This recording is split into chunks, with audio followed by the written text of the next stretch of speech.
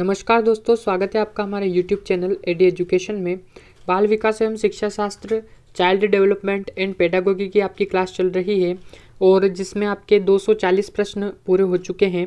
आज 10 प्रश्न के साथ ही आपके 250 प्रश्न पूरे हो जाएंगे और इसकी PDF आप बिल्कुल फ्री प्राप्त कर सकते हैं। डिस्क्रिप्शन में हमारे टेलीग्राम चैनल की लिंक दी है, वहाँ से आप इसकी PDF फ्री प्राप्त कर सकते हैं। उसके अलावा व्हाट्सएप ग्रुप, वहाँ से भी आप हमारी PDF जो है वो फ्री प्राप्त कर सकते हैं। तो बाल विकास एवं शिक्षा शास्त्र की बहुत ही सिलेक्टेड और एडवांस प्रश्नों की PDF नोट्स, जिसमें 250 प्रश्न आपके पूरे हो चुके हैं, वे इस प्रकार से आप प्राप्त कर सकते हैं।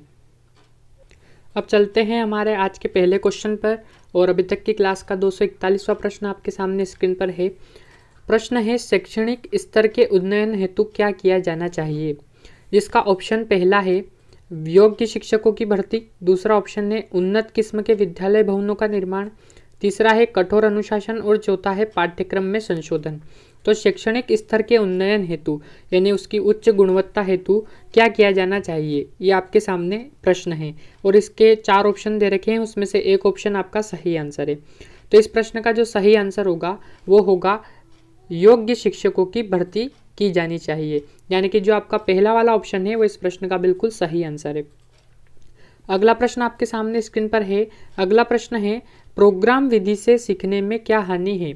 ठीक है, प्रोग्राम विधि जो है उससे सीखने में यानी कि लर्न करने में क्या लॉस है, क्या हानि है? तो ऑप्शन पहला है आपके सामने स्क्रीन पर, इसमें धन का अपव्यय होता है। दूसरा ऑप्शन है यह छात्रों को पसंद नहीं आती है।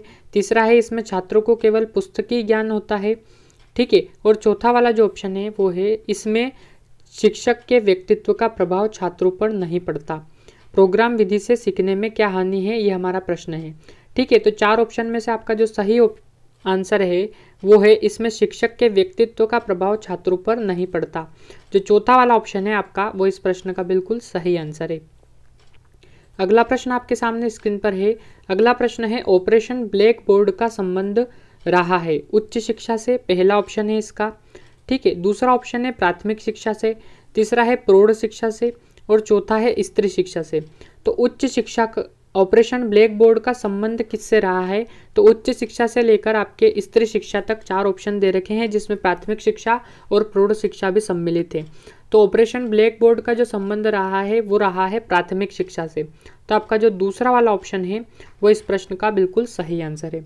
अगला प्रश्न आपके सामने स्क्रीन पर बहुत ही सिलेक्टेड और एडवांस प्रश्न लेकर आए हैं हम आपके साथ, और बने रहिए हमारे YouTube चैनल के साथ। एडी एजुकेशन हमारा YouTube चैनल है, उसे सब्सक्राइब कर दें और इस प्रकार की शानदार वीडियो के लिए, शानदार प्रश्नों के लिए, सिलेक्टेड प्रश्नों के लिए बने रहें हमारे साथ। इसकी फ्री PDF भी हमने, जैसा कि आपको पहले बताया कि डिस्क्रिप्शन में, वीडियो का जो डिस्क्रिप्शन है उसमें लिंक दी है एक हमारे टेलीग्राम चैनल की, वहाँ से आप इसकी फ्री PDF 250 प्रश्न आज पूरे हो जाएंगे तो वो प्राप्त कर सकते हैं।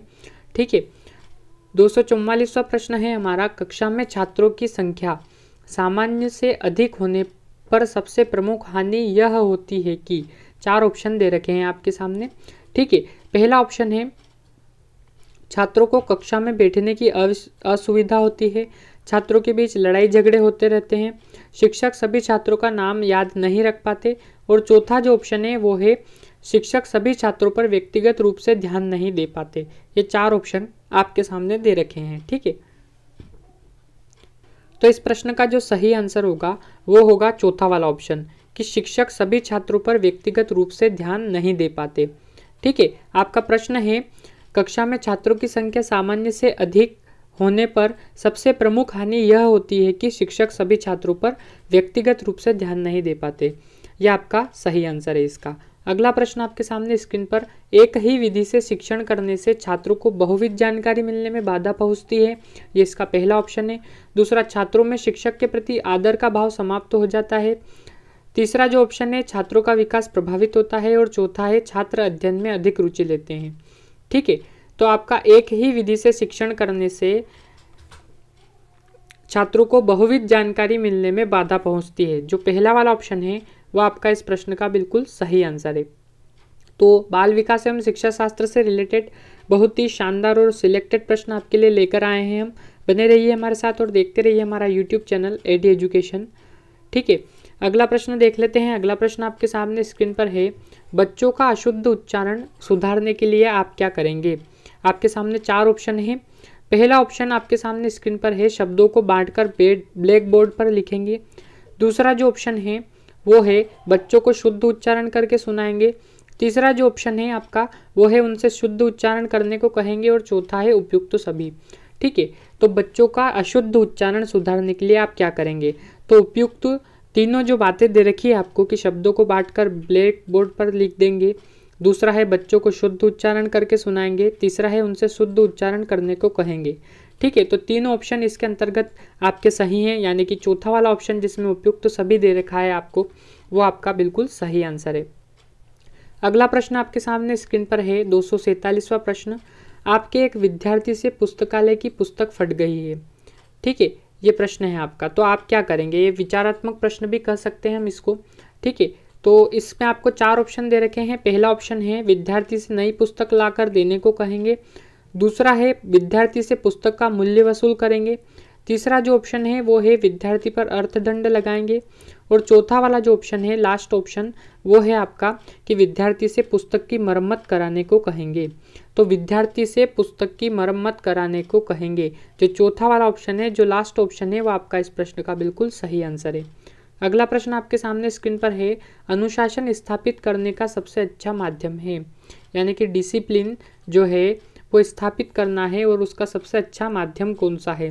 पहला ऑप्शन आपके सामने स्क्रीन पर है, स्वयं अनुशासित रहना, अनुशासन को कठोरतापूर्वक लागू करना, दूसरा ऑप्शन। तीसरा ऑप्शन है अनुशासन विषय पर व्याख्यान देना। और चौथा ऑप्शन है, लास्ट ऑप्शन, वो है अनुशासन विषय को पाठ्यक्रम में शामिल करना। अनुशासन स्थापित करने का जो सबसे अच्छा माध्यम है वो है स्वयं अनुशासित रहना, यानी कि आपका जो पहला वाला ऑप्शन है वो इस प्रश्न का बिल्कुल सही आंसर है। ठीक है, अगला प्रश्न आपके सामने स्क्रीन पर है, निबंधात्मक प्रकार के टेस्ट विश्वसनीय नहीं होते हैं क्योंकि उनके उत्तर भिन्न भिन्न होते हैं, पहला ऑप्शन। दूसरा ऑप्शन जो है वो है आपके सामने, उनके निष्कर्ष भिन्न भिन्न होते हैं। तीसरा है उनका परीक्षण परीक्षक के मूड पर निर्भर करता है। और चौथा है उनका परीक्षण करने में अधिक समय लगता है। हमारा जो प्रश्न है वो आपके सामने यहाँ ऊपर दे रखा है। वो प्रश्न दे रखा है कि निबंधात्मक प्रकार के टेस्ट विश्वसनीय नहीं होते हैं क्योंकि उनका जो परीक्षण होता है वो परीक्षक के मूड पर निर्भर करता है, यानी कि आपका जो तीसरा वाला ऑप्शन है वो इस प्रश्न का आपका बिल्कुल सही आंसर है। अगला प्रश्न और आज का आखिरी प्रश्न आपके सामने स्क्रीन पर है, विद्यालय में खाली समय में आप क्या करेंगे। ठीक है, तो इसमें आपका पहला ऑप्शन जो है वो है छात्रों का गृह कार्य जांचेंगे। दूसरा है पत्रिकाएं पढ़ेंगे। तीसरा है अध्यापक कक्ष में बैठकर विश्राम करेंगे। और चौथा और आखिरी ऑप्शन वो है अन्य अध्यापकों से बातचीत करेंगे। यह आपका आज का आखिरी प्रश्न है। इसी के साथ आपके 250 क्वेश्चंस की 250 प्रश्नों की PDF आपको फ्री प्राप्त होगी। डिस्क्रिप्शन में लिंक दी है हमारे टेलीग्राम चैनल की, वहाँ से आप इसकी फ्री PDF प्राप्त कर सकते हैं। तो आपका जो 250वां प्रश्न है, 250वां प्रश्न, उसका आंसर होगा छात्रों का गृह कार्य जांचेंगे, यानी कि होमवर्क चेक करेंगे। जो पहला वाला ऑप्शन है आपका वो इस प्रश्न का बिल्कुल सही आंसर है। तो देखते रहिए हमारे साथ और बने रहिए हमारे साथ। हमारा YouTube चैनल है एडी एजुकेशन। धन्यवाद।